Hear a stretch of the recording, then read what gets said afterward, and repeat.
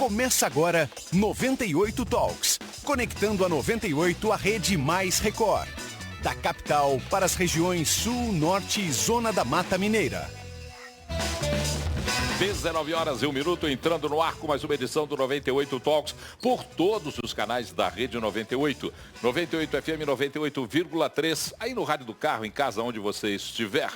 198 e 698 na Claro TV, tem TV aberta 29.1, digital Belo Horizonte, 22.7 Lagoas. Você pode também pegar o nosso aplicativo lá na Apple e na Google Play, baixa e vai com a gente do lugar que você quiser nos ouvir, vai ser um prazer estar junto com você.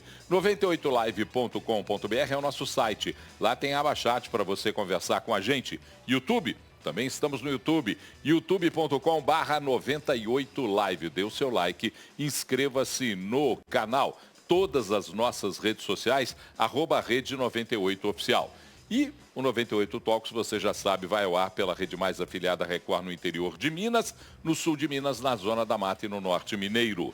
A Vox FM fica lá em Timóteo, no Vale do Aço, 97.1. Está com a gente também. Ao todo, mais de 400 municípios em Minas Gerais se ligam no 98 Talks. Quer participar com a gente? 3199-316-9898, 3199-316-9898. Comigo, dois talkers singulares, aqueles que vêm e a gente já começa a se preparar para aprender com as opiniões que são emitidas por eles. Augusto de Franco e Antônio Claré Júnior. Começo cumprimentando o professor Augusto de Franco. Boa noite, professor. Prazer falar com você. Boa noite, Paulo. Boa noite, Claré. E a todos os nossos ouvintes e telespectadores. Boa noite, Antônio Claré Júnior. Tudo em paz com você, Claré? Boa noite, Paulo Leite, como vai? Boa noite, professor Augusto de Franco, e a todos que nos acompanham nesse Talks dessa quinta-feira. Olha, com expertise em contabilidade, consultoria fiscal e gestão empresarial, a Previsa é mais do que uma prestadora de serviços. Somos parceiros na construção de empresas sólidas e bem-sucedidas. De rotinas trabalhistas à consultoria tributária, a Previsa entrega soluções que vão além dos números com foco no futuro da sua empresa. Na Previsa, une-se a tradição de mais de 45 anos com a inovação constante na entrega de soluções que impulsionam o sucesso do seu negócio. Acesse previsa.com.br e vamos juntos impulsionar o sucesso da sua empresa. Olha, eu vou dar um recado especial e é um recado para todo mundo que é ligado em Natal. E falar de um projeto muito interessante, cada vez mais interessante, que são os projetos do Instituto Galo. De 14 a 23 de dezembro, a esplanada da Arena MRV terá uma celebração natalina inesquecível, de 14 até 23 de dezembro. A Casa do Galo Doido Noel é promovida pelo Instituto Galo, transforma aquele espaço num verdadeiro paraíso natalino. São experiências mágicas, momentos de diversão para a criança, para a família, uma decoração de Natal encantadora. A programação tem muitas atrações, distribuição de brindes para as crianças, o trono do Galo Doido Noel, que é perfeito para tirar aquela foto inesquecível, um estande de pipoca, uma estação de pinturas. Tem a distribuição de camisas exclusivas até o dia 21 de dezembro, isso sujeito à disponibilidade. Chegou, tem disponibilidade, sai com uma camisa exclusiva. Funciona de 14h15, de 10 da manhã até as 8 da noite. No dia 16, na segunda-feira, até o dia 20, de 4 da tarde às 8 da noite. E nos dias 21, 22 e 23, de 10 da manhã às 8 da noite. Vou repetir, lá na esplanada da Arena MRV, a Casa do Galo Doido, de 14 a 23 de dezembro. 14 e 15 de 10 às 8 da noite, 16 a 20 de 4 da tarde às 8 da noite e de 21 a 23 de 10 da manhã às 8 da noite. Todo mundo lá no Galo Doido Noel. O prefeito Fuad Noman segue internado em Belo Horizonte, no Hospital Mater Dei, tem quadro de pneumonia e sinusite. De acordo com o último boletim que foi divulgado pelo Mater Dei, o tratamento do prefeito com antibióticos se encerrou hoje. A rede Mater Dei informou que Fuad passou por um novo exame que demonstrou a remissão completa do câncer. O atual prefeito segue internado, trabalhando lá no hospital. hoje mesmo fez uma reunião com o seu secretariado e a expectativa é que o trabalho de fisioterapia motora e respiratória vá pelos próximos 4 dias com a programação de alta do prefeito na próxima semana. O projeto que adia o pagamento do IPVA para fevereiro foi aprovado em segundo turno na Assembleia Legislativa de Minas Gerais. A aprovação aconteceu hoje, agora vai para a sanção do governador Romeu Zema. Em nota, o governo do estado destaca que possui 15 dias para a avaliação do projeto de lei antes de assiná-lo. O presidente da FEComércio, Nadim Donato, comemorou a aprovação do projeto em segundo turno. Vamos ouvir Nadim Donato, presidente da FEComércio. Para você, mineiro, que possui um veículo ou uma moto no estado de Minas Gerais, eu tenho uma excelente notícia. A Federação do Comércio fez um trabalho muito grande na Assembleia Legislativa através de um projeto de lei que estava parado há muito tempo, que era do deputado Alencar da Silveira. Fomos até o deputado Cristiano Silveira pedir a ele que entrasse novamente com o projeto. Tivemos o apoio do deputado Roberto Andrade e também do deputado Zé Guilherme, para que nós pudéssemos conseguir um prolongamento do pagamento do IPVA no próximo ano de 2025. Tivemos também com o presidente Tadeu na Assembleia, que entendeu perfeitamente a necessidade do consumidor mineiro. Conseguimos então aprovar na Assembleia Legislativa que em janeiro de 2025 não haverá pagamento do IPVA. O pagamento começará a partir de fevereiro, sendo fevereiro, março e abril o parcelamento. E assim você que tem compromisso de pagamentos em janeiro, ou de compras feitas anteriormente, ou do volta às aulas, ou de férias, você poderá ter tranquilidade de pagar parcelado a partir de fevereiro. Esse trabalho é um trabalho muito forte que foi feito pela Federação do Comércio para que você, consumidor de Minas, tenha mais disponibilidade financeira a partir de fevereiro de 2025. O governador Romeu Zema e o governo Zema, num resultado de uma pesquisa da Genial Quest, tem aprovação de 64% dos eleitores mineiros e a rejeição de 29%. A pesquisa Genial Quest foi divulgada hoje, quinta-feira. Em comparação com o levantamento que foi feito pelo mesmo instituto em abril desse ano, a aprovação do governo do estado aumentou 2 pontos percentuais. Era de 62%, agora passou para 64%. E do mesmo jeito e da mesma forma, os que desaprovaram caíram 2 pontos percentuais, 31% para 29% no levantamento de dezembro. O percentual de entrevistados que não souberam ou não quiseram responder se manteve em 7%. As aprovações em pesquisa dão um fôlego para o governo, né, professor Augusto de Franco? Quando é aprovado em pesquisa, o governo tem um pouco mais de tranquilidade para trabalhar. Então, esse tipo de pesquisa é diferente daquela pesquisa de intenção de voto, que também foi feita pela Quest, mas com quase 2 anos de antecedência, que aí não tem valor técnico nenhum, não é? Não se sabe nem quem são os candidatos. Agora, a avaliação do desempenho de governantes, eu acho interessante. E acho interessante também ter figuras políticas no Brasil que mantenham uma aprovação igual a que o Zema está mostrando. Isso sem entrar no mérito de se eu sou favorável ou contrário às orientações políticas, ideológicas do governador. É que nós estamos num deserto de lideranças tal no Brasil que é importante que existam figuras políticas, representantes eleitos, reconhecidos pela população. E seja de que tendência e de que cor ideológica for, não é? Porque do jeito que as coisas estão indo, dá a impressão de que ninguém pode mais aparecer no Brasil, não é? E isso é muito ruim. Então eu acho boa essa notícia, Paulo. Professor, eu vou fazer um elogio, na cara, viu, professor? Quando eu te ouço e eu vejo tanta lucidez, quando fala de maneira tão clara, que privilegia a inteligência, a sua análise, me desculpe se eu estou fazendo esse elogio assim, no ar mesmo, porque eu fico surpreso, porque a tendência é quando a gente não tem um alinhamento para cá ou para lá, a gente não ter a análise crítica dos números apresentados ou dos dados apresentados. Eu fico muito feliz de ver a lucidez com que você aborda essa questão. Fico muito feliz mesmo. E, Claré, esse tipo de avaliação não causa nenhum espanto a ninguém, porque quem anda pelas ruas das cidades de Minas Gerais sabe que o governador Romeu Zema tem dado à população de Minas motivos para aprovar sua gestão. Ou eu estou enganado? Não, é isso mesmo, Paulo. A gente está aqui trazendo dados, né, 64% de aprovação. Eu acho que o mais importante ainda é em comparação a outros governadores. Por exemplo, Tarcísio, que é um governador muito comemorado, né, pelo Brasil, associam Tarcísio à eficiência, pragmatismo, ele não está tão bem avaliado como o Zema. Está bem avaliado, mas não tão bem como o Zema.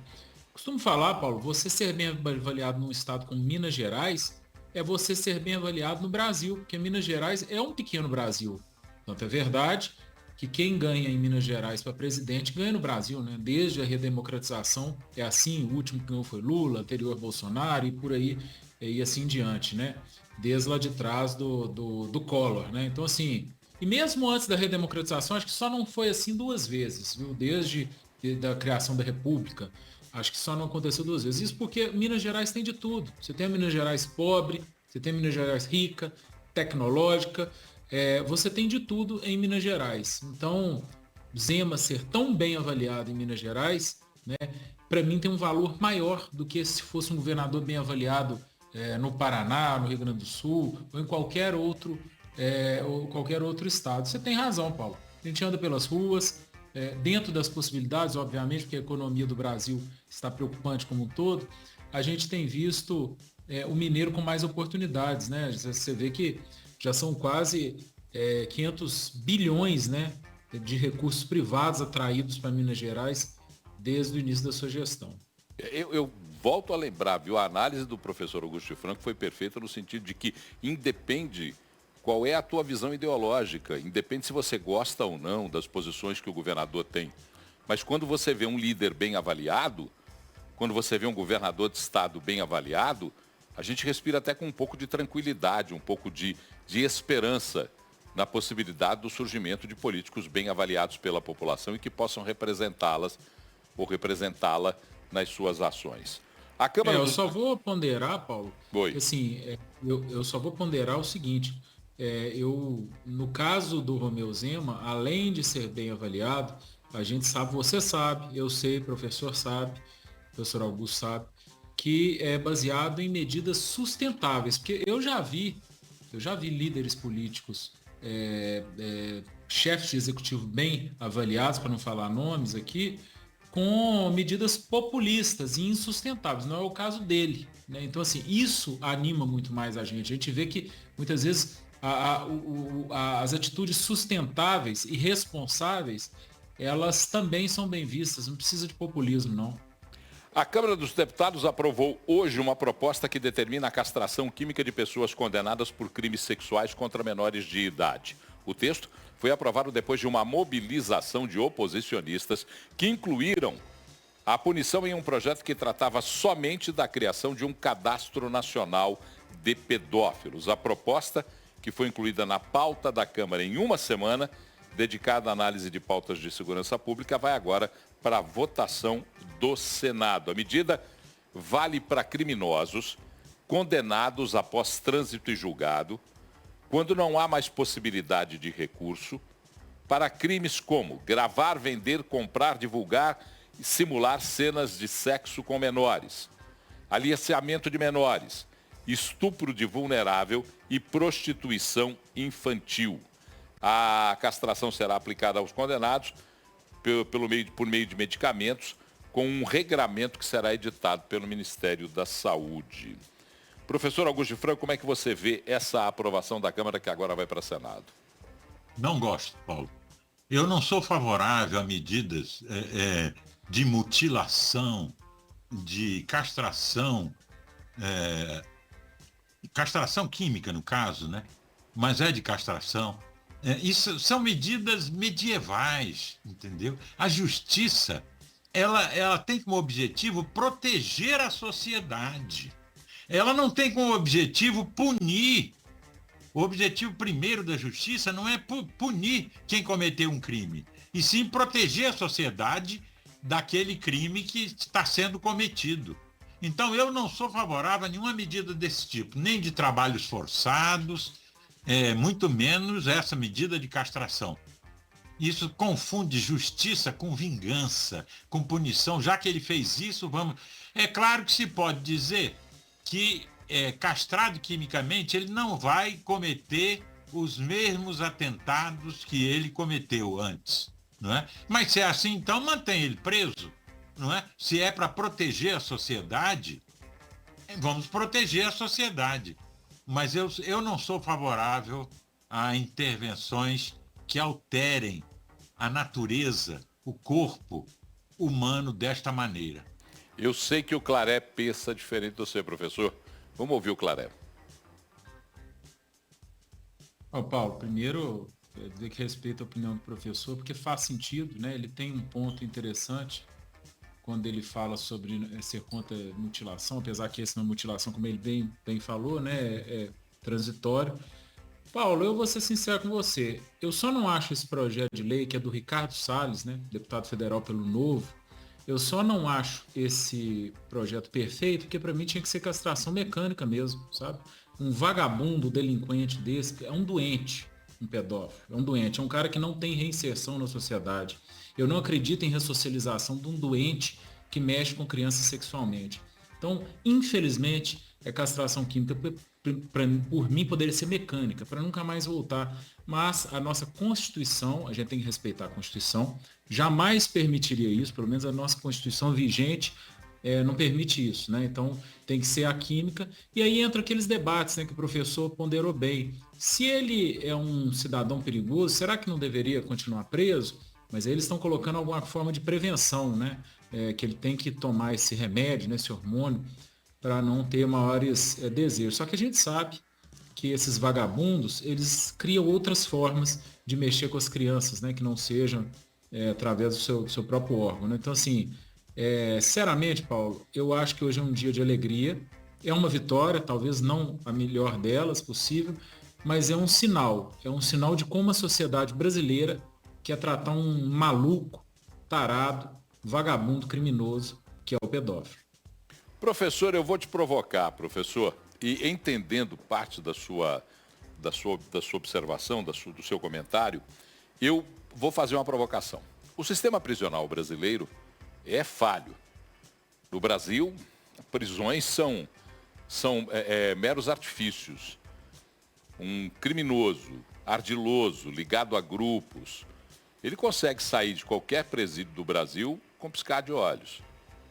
Não seria continuar dando risco à população num sistema prisional tão fraco não agir, mesmo que seja um processo de castração química? As prisões, elas são falhas, mas então nós temos que consertar e resolver as falhas das prisões. Se nós podemos aprovar leis que interferem de tal maneira na vida, na bioquímica do corpo humano, não é, como é o caso da castração química, nós devemos fazer também um esforço proporcional para melhorar as condições prisionais e impedir que pessoas perigosas saiam de lá e coloquem em risco a sociedade. Isso é uma questão, para mim, Paulo, de princípio. Eu não acho que se deva, nem em proteção da sociedade, infligir sofrimentos voluntariamente a outros seres humanos e seres sencientes, havendo alternativas. Pode-se dizer, não há alternativa. Bom, mas não há alternativa também para o criminoso, quanto mais, que não é o caso de atentado de pornografia infantil nem nada, não é? Então nós vamos fazer o quê? Antigamente, o ladrão, a gente cortava, que eu digo é a humanidade, né? Os nossos ancestrais cortavam a mão, não é? Que era uma medida aceita pela sociedade até há pouco tempo atrás. Quer dizer, o cara é ladrão. Ainda tem países que fazem isso, se eu não me engano, na África. Ou então, tem coisas mais terríveis ainda, como mulheres que violam lá as leis dos costumes, por exemplo, islâmicas, são apedrejadas, não é?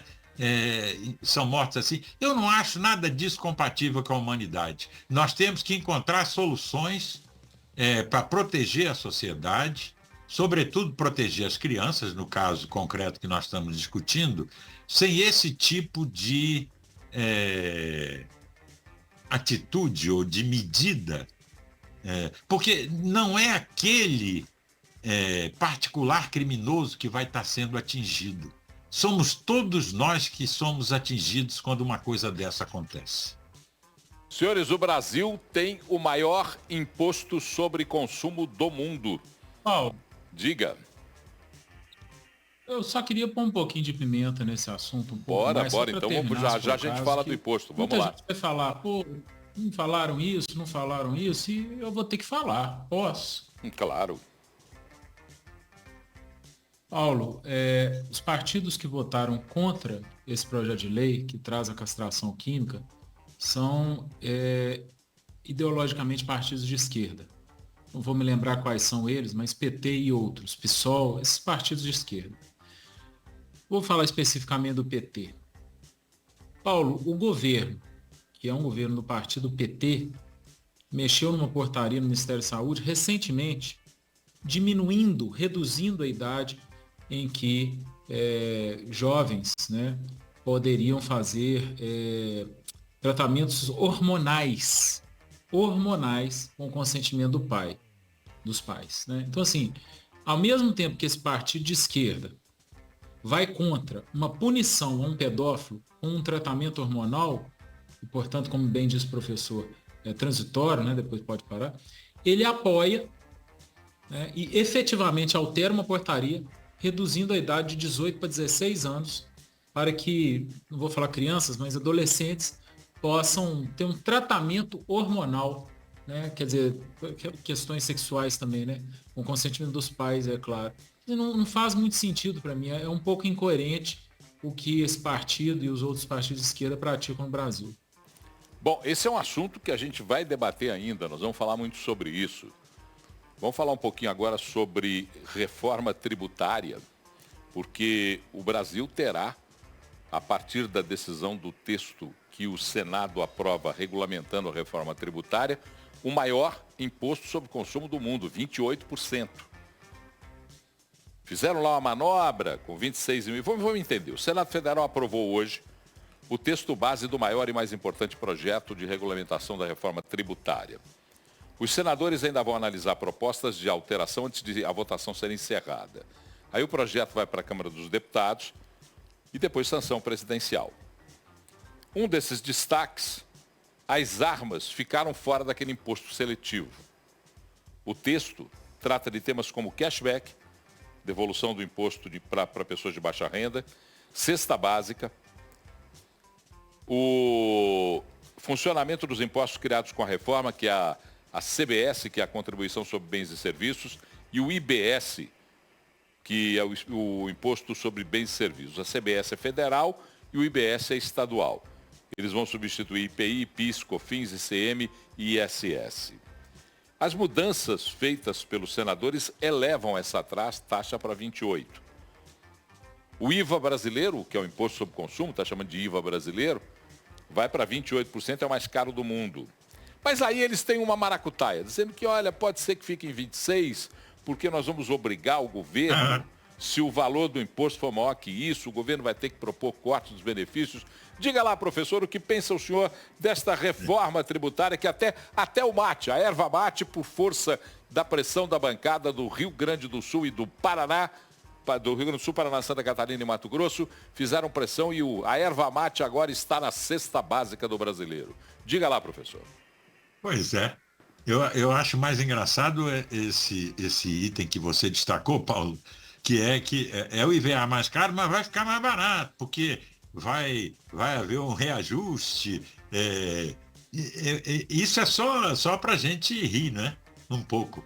Porque é o mais caro mesmo E eu quero ver o que vai dar tudo isso, né? Qual é o final desse esforço, dessa aprovação. Cortar novas medidas de corte, etc. e tal, isso é coisa difícil de acreditar no Brasil. Então, eu acho que a política é assim mesma, não é? É uma operação num conjunto de interesses cruzados, muito difícil, não é? Um pressiona daqui, outro pressiona dali. Vamos ver o que vai sobrar no final. Porque esse texto ainda volta para a Câmara, não é verdade? Porque o Senado mexeu demais nele, não é? Ele volta para a Câmara e vamos ver o que vai acontecer no final. Bom, Clara, tem algumas coisas aqui antes de passar para você para acrescentar aqui. Bebidas açucaradas, sucos industrializados e refrigerantes não terão a taxa adicional. Lobby e pressão foram retirados da Comissão de Constituição e Justiça do Senado e mantidos de fora pelo plenário. Cigarros, também por pressão. Aí colocaram uma transição, aliás, escalonada da alíquota entre 2029 e 2033. Bebidas alcoólicas, produtos artesanais pagarão um imposto seletivo menor. Quer dizer, cachaçinha artesanal vai pagar um imposto seletivo maior do que o uísque que vem de fora. Foi mantido o imposto seletivo para apostas online, física ou online, veículos, embarcações e aeronaves. Carnes e queijos foram adicionados pela Câmara dos Deputados e a erva mate para o tradicional chimarrão está dentro da cesta básica brasileira. Diga lá, Claré. Paulo, assim, muito detalhe, né? Muitas coisinhas aí que você falou, muitos produtos, mas o fato é que nós, brasileiros, que não temos saúde pública de qualidade, não temos educação de qualidade, nós, infelizmente, teremos o maior imposto de consumo do mundo. E vou repetir, gente, o imposto de consumo é o imposto mais injusto que pode existir, porque ele afeta diretamente o pobre. Então, por exemplo, o rico que ganha 10 mil, ele vai pagar o mesmo imposto ao comprar um litro de leite de quem ganha 1.000. É exatamente o mesmo imposto. Então, isso é injusto. Em termos absolutos de valor, quer dizer, se o leite for R$6, ele pagar 2, tanto o rico quanto o pobre vai pagar R$2 em cima do leite. Então, gente, o ideal é focar num imposto sobre renda. Só que no Brasil, o grosso mesmo é sobre consumo e é por isso que o pobre paga mais. Quando você fala assim, mas eu sou pobre, mas não pago imposto de renda, não paga não, mas você está pagando muito mais que o rico no consumo. E estamos aí, batendo novos recordes, ao invés de vir uma bela reforma tributária que nos livrasse do imposto de consumo, nos transformou numa medalha de ouro, uma medalha triste, como os maiores pagadores de impostos de consumo do mundo, ou seja, o país onde o pobre mais paga imposto. Parabéns aos que apoiaram. Claré, mas haverá o cashback para os de baixa renda, Claré, não seja injusto. Haverá o cashback, ninguém sabe como é que vai funcionar isso não, é engasga-lobo. É só para enganar. É uma ideia... A ideia é legal, tá, Paulo? Assim, a ideia é boa, mas a aplicação... Legal. Só se você ninguém apelar comigo, a reforma tributária tem seu lado bom, que é trazer uma transparência. A gente vai ficar mais indignado, porque antes eu acho que o brasileiro era enganado. Traz a transparência. Então vamos olhar o lado bom da reforma tributária, só para não falar que eu estou descendo a lenha. Traz transparência, você vai ver o tanto que a gente está sendo enganado. Agora, o Paulo tem razão, o cashback, a ideia é maravilhosa. Mas vai ser difícil funcionar, porque olha o Bolsa Família. O tanto de fraude que tem, você acha que não vai ter fraude também no cashback? Não, e essa que é a questão. Você vai dar cashback, como é que você vai controlar o recebimento desse cashback? O CAD único, que é o cadastro único lá das famílias de baixa renda, ele é cheio de furo, cheio de problema para ser resolvido. Vai se balizar pelo CAD único? O CAD único que deu benefício de auxílio para Covid para gente que não precisava, que distribui salário, Bolsa Família para quem não precisa, auxílio gás para quem não precisa, confiar nessa porcaria desse CAD único para fazer esse malabarismo do cashback, está parecendo o e-commerce. Você vai lá, compra, aí depois eu te devolvo. É um e-commerce essa reforma tributária. Vamos fazer um intervalo mais cedo, que a gente tem muita coisa para falar. São 19h30. Prepare-se para o intervalo. A gente faz um intervalo rapidinho. Volta já com o segundo bloco do nosso 98 Talks. Até já. 19h35, fazendo os cortes de vídeo deste programa, está ele, Teofir Júnior, que tem a supervisão de imagens de Rafael Ribeiro. Ao lado de Teofir, o jornalista Guilherme Alves, o produtor deste programa. Ao meu lado, no corte de áudio, fazendo os cortes de áudio, Gilvan Gandra, o Talibã. Lucas Raj é o coordenador de jornalismo da Rede 98 e as equipes de jornalismo e técnica, tanto da 98 como da Rede Mais, nos ajudam a fazer esse 98 Talks. O secretário executivo do Ministério da Fazenda, Dário Durigan, afirmou hoje que o governo não descarta a possibilidade de editar uma medida provisória para limitar o aumento do salário mínimo em 2025 e nos próximos anos. O plano original da área econômica é aprovar um projeto de lei sobre o assunto que já foi enviado ao Congresso Nacional. Efetivamente, a única coisa concreta nesse pacote de corte de gastos é a limitação do salário mínimo, porque o resto é tudo perfumaria, tudo para inglês ver. Professor, limitar o salário mínimo diminui o impacto nas contas públicas? Ajuda a economia? Ajuda, mas está limitando em quanto? Era um salário mínimo de 1.527, vai para 1.517, alguma coisa assim, né? Sim. Então, claro que somado e o efeito propagador do salário mínimo na economia, não é? Até certo ponto indexado, isso vai ter efeito, né? O montante geral, o agregado geral é grande. Agora, eu não sei se isso vai ser tão tranquilo como nós estamos agora noticiando, não é? Haverá resistência do PT, eu acho, a uma medida desse tipo, e haverá resistência do próprio presidente, pelo que eu posso supor. E aí, Claré, o professor fala na indexação que pesa em pensões, benefícios, cálculos. Como é que se entende essa limitação do aumento do salário mínimo? Paulo, sem sombra de dúvida, né? A limitação do salário mínimo afeta diretamente a administração pública, o governo, porque ele mesmo paga vários salários baseados em salário mínimo, né? Então, assim, já é um tipo de controle de despesa, né? Só que só isso não vai bastar. A gente precisa de muitos cortes. A sensação, Paulo, é que o piloto abandonou o avião. E nós ainda não estamos caindo, mas estamos ali começando a colocar o bico para baixo. O Banco Central ontem aumentou em 1% a taxa de juros. Sabe quando isso aconteceu? Em 20 anos no Brasil, aumentar em 1% de uma vez? Na pandemia.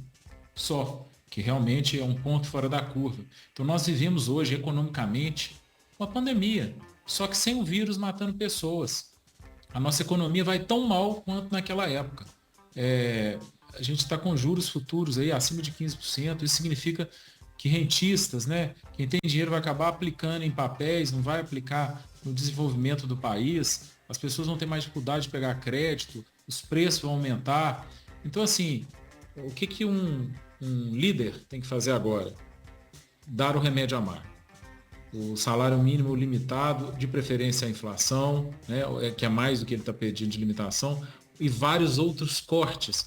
Infelizmente, ele não está propondo. Aliás, o Lula está internado, né? Esperamos que ele tenha uma boa recuperação. A gente não deseja mal para ninguém, diferente do que muitas pessoas acham. Todo mundo é ser humano, todo mundo tem família. Espero de verdade que ele se recupere, mas ele tem que ter um pouco de consciência de que talvez ele não esteja dando conta e seja o momento de passar o bastão, porque infelizmente não está fazendo os cortes necessários, Paulo. E muita gente vai pagar por isso. Milhões de brasileiros.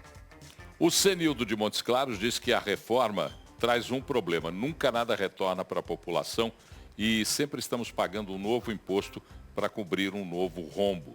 E ninguém é culpado por isso. Está coberto de razão o Cenildo.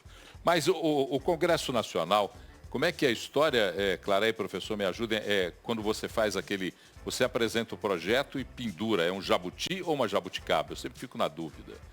É o jabuti. É um jabuti. É um jabuti, então tá.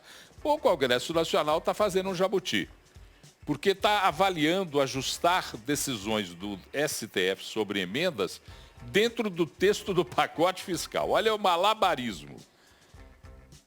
O relator da PEC fiscal, Moses Rodrigues, do União Brasil do Ceará, já disse a aliados que pretende incorporar no texto do seu relatório algumas regras que beneficiem o Congresso no aspecto das medidas das emendas parlamentares. Porque, segundo ele, o Supremo Tribunal Federal restringiu o processo do Congresso, o poder do Congresso em cima das emendas parlamentares.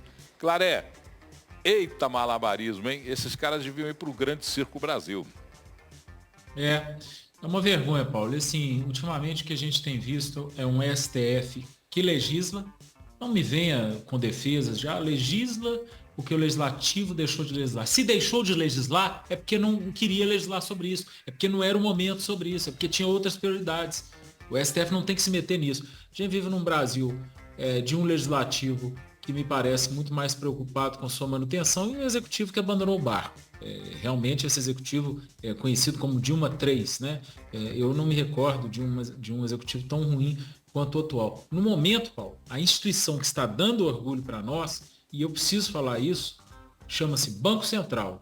E não estou falando só apenas do Roberto Campos Neto, não, que foi eleito, escolhido várias vezes melhor banqueiro central do mundo. Mas vou incluir o Galípolo, que foi escolhido pelo Lula como o próximo presidente do Banco Central. Para quem não sabe, tem muita gente falando, Roberto Campos Neto está aumentando o juro para sacanear o Lula. Galípolo votou agora junto, foi unânime, 1%, maior aumento individual em 20 anos, somente aconteceu na pandemia. Por que o Galípolo fez isso? Porque a instituição Banco Central tem a sua autonomia que foi garantida numa lei lá no governo Bolsonaro, que está vigente até hoje. Graças a Deus, o Banco Central ainda está salvando o brasileiro. Infelizmente, o que ele pode fazer para salvar é manter a taxa de juros alta, que não é bom para ninguém, mas é uma forma de segurar a inflação. É o que ele pode fazer. Mais do que isso, quem pode fazer é o executivo. E o executivo só pode fazê-lo cortando despesas. Ajuste fiscal. A dívida pública brasileira, nós falamos aqui ontem, chega a 80% do produto interno bruto. A dívida pública brasileira está em 80% do produto interno bruto. O governo, se não fizer um ajuste fiscal determinado, não haverá outro remédio que não seja o amargo remédio do aumento da taxa de juros. Os setores do comércio, por exemplo, o presidente da Câmara dos Dirigentes Lojistas de Belo Horizonte, Marcelo de Souza e Silva, pronunciou-se hoje contrário, dizendo, olha, isso dificulta o consumo, diminui o poder do consumidor e vai impactar em cima do comércio e do serviço. É perfeita a análise dele. Mas não há outro remédio, e pelo menos até então ninguém apresentou um outro remédio para combater a inflação, que todo mundo sabe atinge primeiro os mais pobres, porque os mais ricos se adaptam com a inflação do custo de vida, com o aumento do custo de vida. Mas os mais pobres não. Então, se tiver um outro remédio para combater esse aumento de inflação que vai perdendo o controle, já chegando acima do teto da meta estabelecida, se tiver outro remédio que apresente para a gente. O presidente... Tem, Paulo. Diga. Tem, cortar gastos. Sim, ajuste fiscal de verdade. Tem que cortar para valer. Não pode cortar assim de mentirinha. Não pode cortar de um projeto que não existe. O Brasil, eu repito isso, vai gastar em 2025 mais do que gastou o governo, né? Em 2024. Aí ele diz, mas se não tivesse o ajuste, ainda ia gastar mais. Isso parece que é o sujeito querendo enrolar a gente, né? Então não está havendo efetivo corte. Essa conta que você está fazendo, professor, porque o governo promete aí 70 bilhões em 2 anos. 35 bilhões no primeiro ano, 35 no segundo. Só que já o ano que vem, mesmo cortando os 35 bilhões, nós teremos aí 50 bi de despesas a mais. Então não tem jeito, não está reduzindo coisa alguma, não está fazendo ajuste fiscal coisa alguma. Esse pacote de ajuste fiscal é uma balela. Depois fica a dona Gleice, fica não sei mais quem, reclamando que o mercado não consegue. No mercado não entende porque não tem ajuste fiscal. Porque é um assinte isso que está sendo enviado. Diga lá, Claré. Paulo, prova disso tudo que você está dizendo, alguém pode estar falando, Paulo, não gosta do Lula, esse e aquilo, mas prova do que você está dizendo é a taxa Selic, aumentando em 1%. É o juros futuro em 15%. Isso é um sinal, gente, são sinais. Né? Uma coisa é você ter uma Selic alta, mas é normal, pode acontecer, mas com as medidas do governo, os juros futuros estarem caindo. Quer dizer, funcionou. As medidas de agora estão agindo lá na frente. Mas não, ele está subindo mais do que o alto que já está hoje. Significa que a coisa está de mal a pior. Não venha me falar que as atitudes, que os cortes vão funcionar, porque não vão. Tá aí, o juros futuro que não me deixa mentir. Se os cortes fossem funcionar, os fake cortes, né? Eles realmente, a gente teria uma outra visão agora de juros futuros. Então, assim, Paulo, você sempre gosta de falar desse termo, né, que eu falei, do negacionismo econômico, mas nós estamos vivendo tempos muito obscuros, tempos de negacionismo econômico pesado no Brasil. Quando você fala, o Paulo não gosta do Lula, eu não tenho simpatia mesmo. Mas eu não tenho simpatia pelo estilo de governo adotado pelo presidente Lula. O cidadão Luiz Inácio Lula da Silva não me diz nada, nem positiva nem negativamente. Mas a forma como ele governa o país, eu tenho críticas. Tenho críticas a tal economia heterodoxa, que eu não consigo entender direito. Uma economia permissiva, que gasta-se de qualquer jeito, não importa quanto ganha. Mas tem que tratar os projetos sociais. Ora, que se trate os projetos sociais com responsabilidade. Que não se use projeto social para conquistar voto. Que não se faça populismo em cima de projeto social. Então eu tenho críticas severas à forma de governar do Partido dos Trabalhadores. E a forma como a esquerda e alguns setores progressistas entendem política. Porque essa questão identitária em excesso é só para disfarçar o não fazer de projetos sociais. Não faz projeto social, mas fica lá, nas questões identitárias, fazendo bravata e narrativa. Esse é que é o grande problema. A Câmara Municipal de Belo Horizonte enviou um ofício para a Prefeitura hoje, devolvendo 135 milhões de reais aos cofres públicos. O valor é o resultado de uma sobra orçamentária e, ao todo, em 2024, são 142 milhões de reais devolvidos. A devolução foi formalizada pelo presidente da Câmara de Belo Horizonte, Gabriel Azevedo, da Prefeitura de Belo Horizonte. O Gabriel disse que a devolução é um dos compromissos que ele tem para o término do seu mandato. No ano passado, foram devolvidos cerca de 149 milhões. É um bom exemplo, né, professor? Devolver um dinheirinho, não gastar de maneira responsável e poder devolver aos cofres públicos um pouco. São raras as casas do parlamento que fazem esse esforço. Exatamente. Muito raras. Se esse exemplo dos vereadores de Belo Horizonte, em especial do Gabriel Azevedo, fosse seguido em todo lugar, isso teria um impacto, mas mesmo sendo uma atitude correta, simbólica, isso é positivo, é muito positivo, eu acho, para o Brasil. Clara, como é que você vê a devolução desse dinheiro por parte da Câmara Municipal de Belo Horizonte e se você acha que isso devia ser um exemplo, uma forma de observação por outras casas do Legislativo? Paulo, eu vou mais além. Eu acho que esse é um sinal de que estão fazendo o orçamento errado. Me parece que tem que alterar na raiz. Então, assim, está sobrando 142 milhões. Que bom que existem ali pessoas honestas e íntegras que não inventaram despesas, né? Devolveram, mas certamente para mim é um sinal de que o cálculo está errado. Né? Se o cálculo é legal, é tantos por cento da receita líquida, então vamos rever isso aí, porque não está precisando não, que coisa boa. Vamos gastar menos, mas não vamos deixar para a gestão X ou Y gastar menos, não. Vamos colocar como regra, para que se vier uma gestão posteriormente mais gastadora, que ela esteja presa. Vamos lá, eu deixei por último, são 3 minutos finais, porque a questão é polêmica. Vereadores da Câmara Municipal de Belo Horizonte manterão a Lei 11.610, que garante a templos, escolas confessionais e instituições mantidas por entidades religiosas a atribuição do uso dos seus banheiros de acordo com a definição biológica do sexo, possibilitando assim a proibição do uso a transexuais e travestis de banheiros especiais ou de acordo com a sua própria definição e não a definição biológica. O Ministério Público diz que é ilegal. O que você pensa a respeito disso, Antônio Claré Júnior? Eu não entendi. O Ministério Público falou que é ilegal o projeto de lei? Que o projeto de lei é ilegal. O Ministério Público notificou o Legislativo sobre a inconstitucionalidade da lei.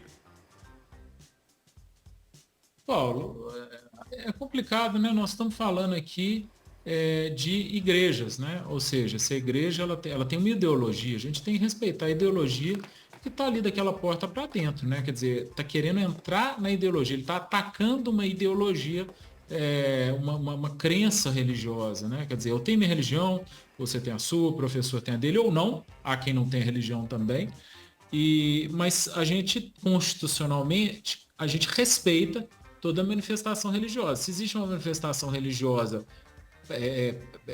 defendida, né, prevista em Constituição, você querer se meter ao que acontece ali dentro, as escolhas que são feitas ali dentro, para mim é um absurdo. Inconstitucional é querer impedir as escolhas da igreja, né? Professor, o que o senhor pensa a respeito do projeto e da ação do MP? Eu sou favorável a esse tipo de medida que reserva para quem tem uma opção sexual um lugar compatível com aquilo que ele acredita que seja a sua opção. Agora, nós temos que fazer uma distinção entre o espaço público e espaços privados. Igrejas são espaços privados. Se fosse num espaço público, aí tem que vigorar as normas que regem o espaço público em geral. Aí seria inconstitucional. Aliás, não é o Ministério Público que diz o que é constitucional ou inconstitucional. Nós temos um Supremo Tribunal Federal para fazer isso, né? Essa é a sua função precípua, né? É dizer o que é constitucional.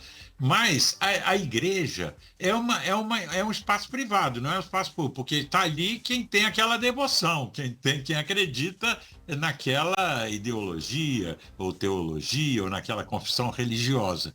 Então aí tem que se respeitar e entender a diferença do espaço privado para o espaço público. Professor, você roubou um pouco do que eu queria terminar falando, mas falou com muita propriedade. Porque o Ministério Público é que decide o que é ilegal ou não, inconstitucional ou não, é a subversão total de toda a definição das atribuições. Mas vamos embora, porque está na hora de ir embora. Agradecer o professor Augusto de Franco, a Antônio Claré Júnior por participarem conosco desse 98 Talks. A você que nos acompanhou pelos canais da Rede Mais, vem aí o Jornal da Record. E para quem está nos canais da 98, os FDP, os Filhos da Pauta. Ótima noite e até amanhã. Termina aqui na Rede 98 Talks.